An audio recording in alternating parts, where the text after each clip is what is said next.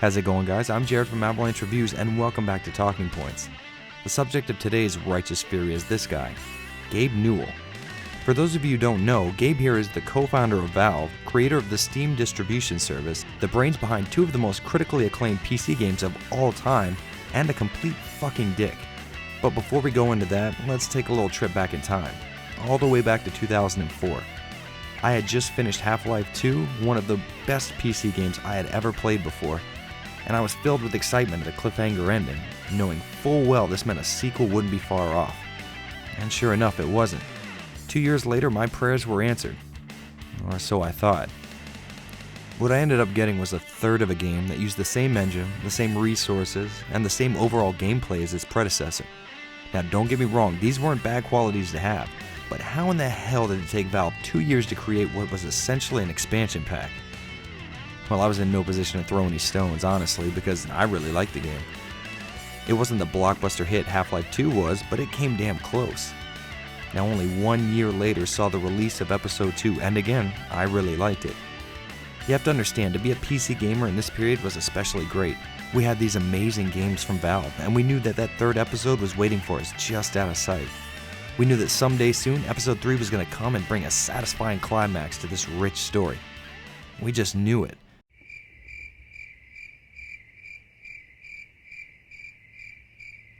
It's been 8 fucking years, guys. 8 years filled with rumors, fan petitions, and false hopes.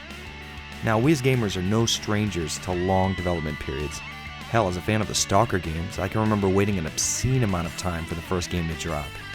The only difference being GSC had every intention of releasing their game. Valve clearly has no interest in producing another Half-Life. And you know what? That's kind of okay. If I had a service like Steam bringing in money faster than I could count it, I probably wouldn't want to work anymore either. Would you? Like I said before, we gamers have grown used to developers not following through on their commitments. I mean, look at Capcom, they canned several Mega Man games at the same time, and we fucking crucified them for it. And the same goes for this asshat. Peter Molyneux was the king of not living up to his promises. So why does Gabe still get showered with praise? Why in the hell are his detractors almost non-existent? For fuck's sake, at least Capcom had the balls to let us know their games were cancelled. Now don't get me wrong, I'm not a Half-Life fanboy ready to throw myself in front of a car for the series. Hell, at this point, Episode 3 wouldn't be able to live up to its own hype anyways. And I think Valve knows it. So why not just cut the shit and tell us you no longer want to make games? You've got the new Steam machines coming out, and the Steam service is showing no signs of slowing down. We would understand, really. Yeah, so there's different groups. Yeah. But And one for Half-Life 3. so nice try. Well, we're not really talking about Half-Life 3 at this point, or any Half-Life stuff. No more of this childish keeping quiet in interviews. No more using the hype of Episode 3 to drum up support for other projects. This whole situation is getting ridiculous. Yet the gaming community still worships the ground this guy walks on. Listen, I'll be the first to admit, Half-Life 1 and 2 were amazing. But that doesn't excuse what amounts to an 8-year troll. Gabe Newell needs to receive the full force of the bitching and whining that's being directed at other developers. Or at the very least, we need to stop making him out to be gaming's messiah. Because he's not.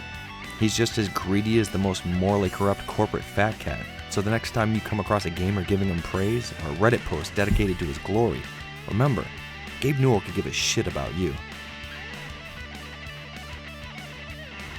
Well, I think I've pissed off enough of you Valve fans for one video, but I'm really interested to hear what you guys have to say about Gabe the Dick Newell. Does his contributions to gaming absolve him of any imperfections, or do they condemn him even more? Let me know in the comments down below, and while you're at it, why not check out some of my other rants on issues in the gaming community here. Also, you can find me on Twitter and Facebook, so feel free to drop me a line. And I think that's about it, so as usual, I'm Jared from Avalanche Reviews, and I'll see you guys next time.